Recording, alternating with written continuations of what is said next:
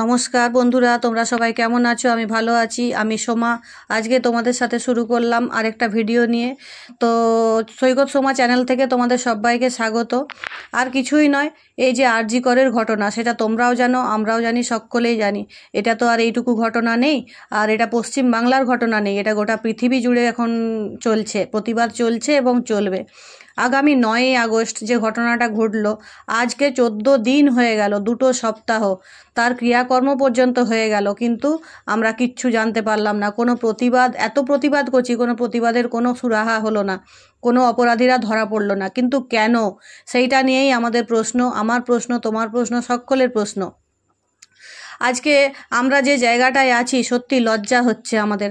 নারী হিসাবে লজ্জা হচ্ছে, মানুষ হিসাবে লজ্জা হচ্ছে। আর কি হতে পারে বলো তো? একটার পর একটা ঘটনা ঘটেই চলেছে। আজকে এই হচ্ছে তো কালকে সেই হচ্ছে।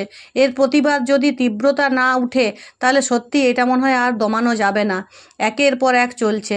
তবে হ্যাঁ, এইবারে যে প্রতিবাদটা উঠেছে, এটা যেন আগামী দিনেও, মানে যত দিন না পর্যন্ত অপরাধী ধরা পড়ছে, তত দিন পর্যন্ত যেন চলতে থাকে। অবশ্যই চলবে, চলতে থাকে নয়, অবশ্যই চলবে। এই যে 100 ভাগ মানুষের মধ্যে মাত্র 20 ভাগ বেরিয়েছে, 20 ভাগও বেরিয়েছে কিনা জানি না। আমরা নারীদের কথাই বলছি, আমি একজন নারী। আমরা এখনো ঘরে বসে আছি, ঘরে বসে প্রতিবাদ করছি। আমরা সকলে যদি রাস্তায় নামি, তাহলে এর প্রতিবাদ আরও অনেকটা দূরে এগিয়ে যাবে, তাই তো? তোমরা কি বলো বন্ধুরা? বন্ধুরা, আমার সত্যিই লজ্জা, শুধু আমার নয়, গোটা নারী জাতির লজ্জা, মনুষ্য জাতির লজ্জা। কি না একটা ডাক্তার, যে কিনা অন ডিউটি, তার এত বড় একটা ধর্ষণ হলো, শুধু ধর্ষণ নয়, খুন হলো। কিভাবে হলো? যেই ডাক্তারকে কিনা মানুষ ভগবান হিসাবে মানে, যেই ডাক্তার ছাড়া আমাদের জন্ম থেকে মৃত্যু কিছুই চলে না। জন্মর সময় সেই ডাক্তার দরকার, আবার মৃত্যুর সময়ও সেই ডাক্তারকেই দরকার। সেই ডাক্তারকেই এইভাবে মেরে ফেলা হলো, তাও আবার এত নৃশংসভাবে। এই যে এত বড় একটা মহামারী গেল কিনা করোনা, সেই করোনার সময় সবাই আমরা কিন্তু ঘরে বসেছিলাম, সবাই ছুটি কাটাচ্ছিলাম। হ্যাঁ, হয়তো অনেক আপনজনকে হারিয়েছি, অনেক ঘটনা ঘটেছে হলেও, কিন্তু একমাত্র এই যে ডাক্তার, এই ডাক্তার পোস্ট, এই যে যারা হসপিটালে, নার্সিংহোমে, আরও অন্যান্য জায়গায় যারা কর্মরত ছিলেন, শুধুমাত্র ডাক্তাররাই আমাদেরকে সহযোগিতা করে গেছেন। এবং তাদের যে পরিশ্রম, তাদের পরিশ্রমের দ্বারাই আমরা সুস্থ ছিলাম, তাই তো? এমনও অবস্থা গেছে যে দিন রাত এক করে তারা আমাদেরকে পরিষেবা দিয়ে গেছে, আর সেই ডাক্তারকেই কিনা আমরা এইভাবে মৃত্যু দেখলাম। কেন হলো এইটা? তাও আবার একটা হসপিটালের মধ্যে, তাও আবার কি হসপিটালের মধ্যে হয়ে গিয়ে তার পরের দিনই সমস্ত প্রমাণ লোপাট করে দেওয়া হচ্ছে। এর পিছনে কি কেউ নেই? তোমরা কি মনে করো বন্ধুরা, এটা একজনের দ্বারা সম্ভব কোনো দিন? কখনোই না। আমি একজন মানুষ হিসাবে, আমি একজন নারী হিসাবে বলতে পারি যে একজনের দ্বারা এটা কোনোদিনই সম্ভব নয়। একটা মেয়েকে কিভাবে অত্যাচার করলে এতটা নৃশংসভাবে তার এত ক্ষতবিক্ষত পাওয়া যায়, 113টা কামড়, সত্যি ভাবা যায় না। পরের কথাগুলো তো আর বললামই না, সে থাক না হয়। আজকে যে পরিস্থিতিটা হয়ে গেছে বা হচ্ছে, দিন দিন তো পরিস্থিতি এরকম হতেই থাকবে। এখন মানুষের মানসিকতা এত নোংরা হয়ে গেছে, একটা 8 বছরের শিশুকেও ছাড়ছে না। তাহলে আমরা কি শিখবো বা কি শিখাবো? আমরা কোথায় নিরাপত্তা পাচ্ছি? আজ মেয়ে জন্ম হওয়ার সাথে সাথে আমাদের চিন্তা বাড়ছে। কেন না এই সমাজের জন্য। ছি, ধিক্কার এই বাংলাকে। জানি না আর কোথায় কি হচ্ছে, কোন জায়গায় কি হচ্ছে, কোন রাজ্যে কি হচ্ছে, কোন স্টেটে কি হচ্ছে, কোথায় কি হচ্ছে আমরা জানি না। তবে আমরা এই বাংলায় থেকে বাংলাকে ঘেন্না হচ্ছে। কেন হচ্ছে না? এই রকম একটার পর একটা, আজ তো যত দিন যাচ্ছে মনে হচ্ছে যেন এই অত্যাচারটা বাড়তে থাকছে, কমার কথা কোথায়, সেটা কিনা বাড়ছে। তার পিছনে কি না, অনেক বড় বড় মাথা যারা অপরাধ করছে, তারা সবাই সাপোর্ট পাচ্ছে। তারা সাপোর্ট পেয়ে কিছুক্ষণের জন্য, কিছু দিনের জন্য, কিছু বছরের জন্য চুপ হয়ে যাচ্ছে, তারপরে আবার শুরু করছে। ওই যে হয়েছিল না ধনঞ্জয়ের ফাঁসি, 14 বছর জেল কাটার পরে ফাঁসি হলো। তাতে করে কি হলো? সে তো অপরাধ করেনি, অপরাধীরা তো ছাড়া পেয়ে গেল। যারা ছাড়া পেয়ে গেল তারাই আবার ধীরে ধীরে ধীরে ধীরে মাথা তুলে দাঁড়াতে থাকলো, আর যে অপরাধী নয় সে মারা গেল। এতে করে কি হচ্ছে? মানুষ অনেক বেশি সাহস পেয়ে যাচ্ছে। তাদেরকে মানুষ বলে বলতে আমার লজ্জা হচ্ছে, তবুও মানুষের মতো দেখতে, তো সেজন্য মানুষ বলতে বাধ্য হচ্ছি।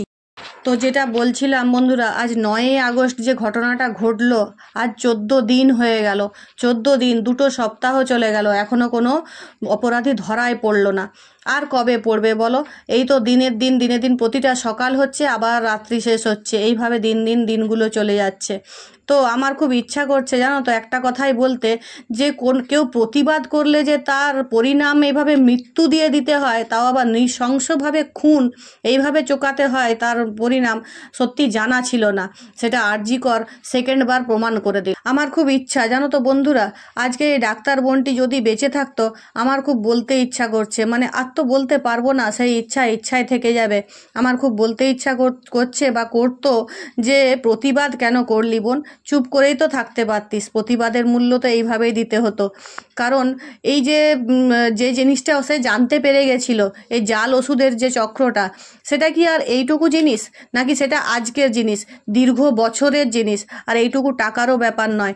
আজকে কিনা এই জাল ওষুধ খেয়ে এই এত কিছু রোগের মধ্যে আমরা হাঁটছি, সামান্য কিছু হলেই এত বড় বড় রোগ ধরা পড়ছে, হসপিটালে যাচ্ছি, জাল ওষুধ খাচ্ছি।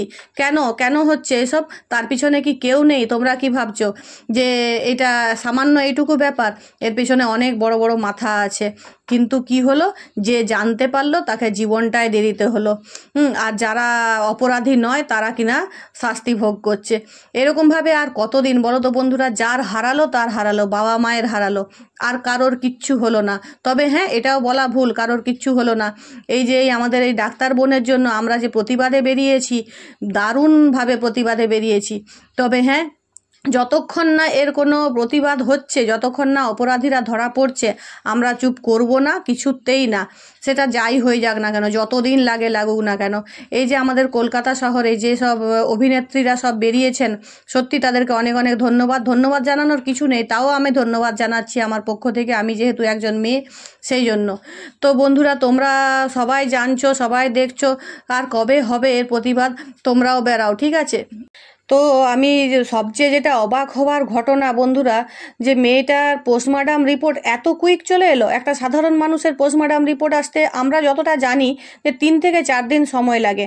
এমন কি এমার্জেন্সি ছিল যে এত তাড়াতাড়ি পোস্টমর্টম রিপোর্ট চলে আসলো? এফআইআর করার আগেই পোস্টমর্টম রিপোর্টও চলে আসলো, তাকে দাহও করে দেওয়া হলো। এগুলো জাস্ট মানে কি বলবো, প্রমাণ লোপাটের জন্য তৈরি সব কিছু নয় তো আর কি। সমস্তটাই ওরা প্ল্যানফুলি করেছে। যে বা যারা করছে, এর মধ্যে যারা আছে, তারা তো আর এইটুকু সার্কেল নয়, তারা বিরাট বড় সার্কেল, সেটা আমরা খুব ভালোভাবেই বুঝি। তবে হ্যাঁ, কান টানলে মাথা আসে, কথাতেই আছে না? দেখা যাক কি হয়। তো আমি আর কি বলবো, এত কিছুর পরে একটাই কথা আমি জানাতে চাই, যে আমরা সোনার বাংলায় বাস করি, আমরা নারী, আমরা যে লক্ষ্মী ভাণ্ডার পাচ্ছি, হ্যাঁ, এতদিন সত্যিকারেরই অনেক মানুষের সুবিধা অসুবিধা নিয়ে, এটা একটা ভালো দিক, ভালো লক্ষণ, খুবই ভালো হয়েছে, সবই ঠিক আছে। তবে আজকে এই জায়গায় দাঁড়িয়ে নারীর যে কোনো নিরাপত্তা নেই, সেইখান থেকে আমি একটাই কথা বলবো, কোনো কিচ্ছু চায় না। মাননীয় মুখ্যমন্ত্রীকে একটাই কথা, লক্ষ্মীর ভাণ্ডার চায় না, আর একটা মেয়ের জীবনের দাম ওই 10 লক্ষ টাকা নয়, কোনো মতেই না। তো আমরা একটা জিনিস চাইবো, জাস্টিস চাইবো।